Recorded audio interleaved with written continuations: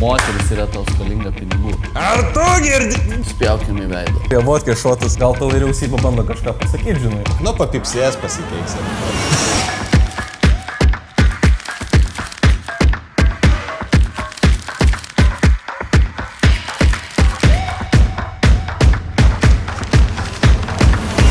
Zdarov, čia yra laida Gana skūstis, kur jūs skundžiate savo problemam, o mes jas išsprendžiam. Ir mes šiandien turim svečią. Aišku, tu esi žinomesnis už mus, bet gal dėl viso ko prisistatyk. Labas, aš Audrius, renginių vedėjas, TikTok'e žinomas kaip vedėjas, YouTube'e interaktyvi medija. Taip. Ir šiandien mums Audrius turi problemų, bet ne bet kokių, o TikTok'o bendruomenės problemų, kurias man atsiuntė TikTok'o draugai. Problema ir jaučiu pagrindinę, kylančios grėtinės kainos. perkant sviestas. Arba pradėk daryti kontentą ir prašyk, kad Vilkiškių pieninę paremtų. Arba paprašyti dovanėlės kažkokią, žinai. Jo, už kiekvieną banginuką dar vienas grėtinukas. Reiktų pasižiūrėti, gal jau gana grėtinę valgyti. Gal tau... Jeigu tu jauti, kad pabrango grėtinė. Gal tau vyriausybė bando kažką pasakyti, žinai. Kad per daug suvartojame grėtinę, tai keliamas grėtinės akcizas. Jo, čia nėra užslapsinta grėtinė, kad ta grėtinės indelėje vodkės šotas. Bliama, šitą nepaklausiu, bet... Kyla grėtinės kainos, o šitą grėtinę sekmadieniais po 3 parduoda. Rašykit į komentarus, kokią grėtinę jūs mėgstate.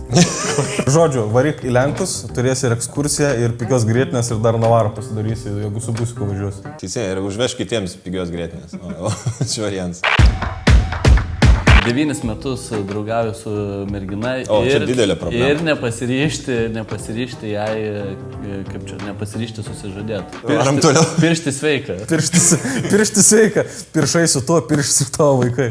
Nesipiršiniai gyvensis. Arba iš kitos pusės pirštis gali pakenkti jūsų sveikatą. 9 iš 10 vedusių rekomenduoja piršnybas.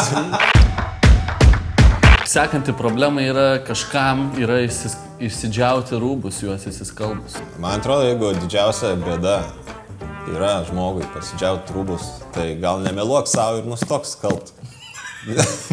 Nedžiausi tu, nedžiaus ir tavo vaikai. Ką daryti, jeigu moteris yra tau skolinga pinigų? Man atrodo, kad sugėdint neapsimoka, nes žmonės, kurie negrąžina skolos, neturi gėdos. Man patinka tas. Ir sąžinės prie to pačio. Va. Ir pinigų. Pinigų. Problema yra keltis anksti. Užstatyk kažkam mašiną. Ir tave pažadins tas, kam užstaty mašiną. Arba užstatyk kam nors vaiką ir suprasi, kad oi, kiek aš dar daug miegojau. Arba, kas mane, pavyzdžiui, išmokino anksti keltis, priprast, tai pavėluok 2 kartų į darbą. Niekas taip nemotyvuoja kaip pravaikštos. Kamščiai miestuose. Pirk arklį. Gal su... O arkliais leidžia jodinėti? Šaligatviu. Šaligatviu gali, bet sako, o per didelės kuro kainos. Tai jeigu jos per didelės, kodėl kamščiai vis dar mieste? Ja, kamščių problema yra neįsprendžiama, bet apeinama. Jeigu tu kamščio prieki, tai kamštis ne tavo problema. Nu, papipsės, pasikeiksi ir praeis. Per trumpą vasarą ir per greitai bėgantis laikas. Jeigu seniai tavo laikas per greit bėga, išvažiuok į kamštį. Ei, nepaklus kitiems, gerai? Laikrodis tau neturi nurodinėti, kaip gyventi, pats susigalvoji. Vasara baigsis tavo vaikam. Nežinau, aš bandau pritemti šitą jau kelintą problemą. Esi tualete ir pasibaigė tualetinis popierius. Pats buvau toj situacijai, žodžiu, atbėgu, žiauriai norėjau tuliką, atbėgu į tuliką. Gerai, kad pastebėjau prieš tai. Buvau hostelėje, žiūriu, nėra tualetinio popieriaus. Blet, galvoju, ką daryti, išbėgu į registratūrą, nėra žmonių, žiūriu, medicininių kaukių dėžutė.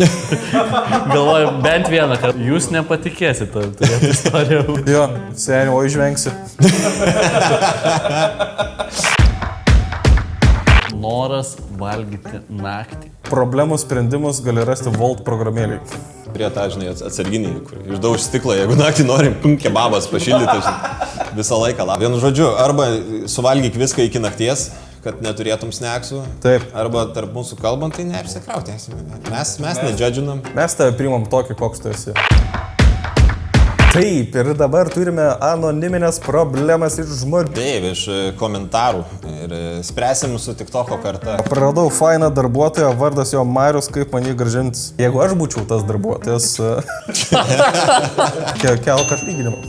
Kaip tave prisiskviestų, kas tave įtikintų grįžti? Man net neįsivaizduoju, duotų, ką žinau, per trukėlės pizzas duotų kažką to. Ką daryti, jeigu kaimynas užknisa, bet nenori jam to pasakyti? Tai galima jam parašyti. Dažais ant durų anonimiškai. Tu jam to nenori pasakyti, tai gal dar per mažai užknisa. Tu Tai pats gal norėjau paprašyti, sakyti. kad užknistų labiau. Antras, jeigu nenori pasakyti, reiškia, jis erzina. Žinai, tipo, kur būna per daug nice. Kur toks fanas. Jo, gali būti. Man malonu, kad šitas komentatorius savo žmoną pavadino kaimynu.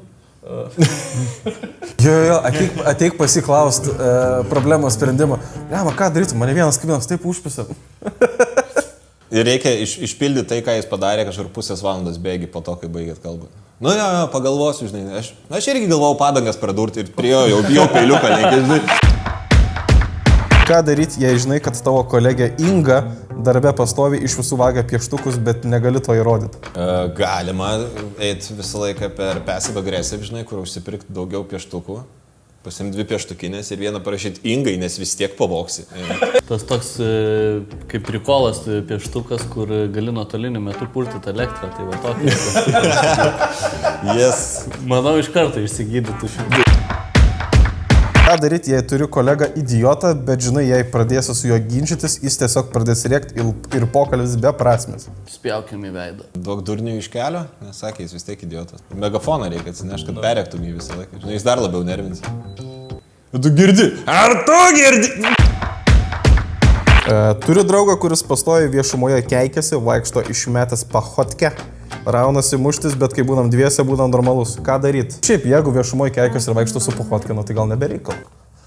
Gal jūs vaikštot ten, kur reikia būti su pahotke ir viešai keiktis. Keisk aplinką. Arba pats nebūk kvaplis, kad kitam nereiktų už tave kompensuoti. Ką daryti, kai nusipirkai pirmą mašiną ir pasirodo nusipirkai ją iš perikūpo ir dabar jinai byra šaibom? Pirk naują mašiną iš salono. Ai, negali, nu tai pavažinėsime. Gerai, ačiū, čia buvo gana skūstis. Čia buvo Audrius Pupininkas, sekit jį visuose social medijose. Čia buvo Mindaugas Černiauskas. Ačiū Biframes už nufilmuotą video klipuką. Ačiū 2,5 obolio kišeniai. Nelaisvės eilė 3-2. Užeikit čia, pagurkšnokit, paragaukit, pačilinkit.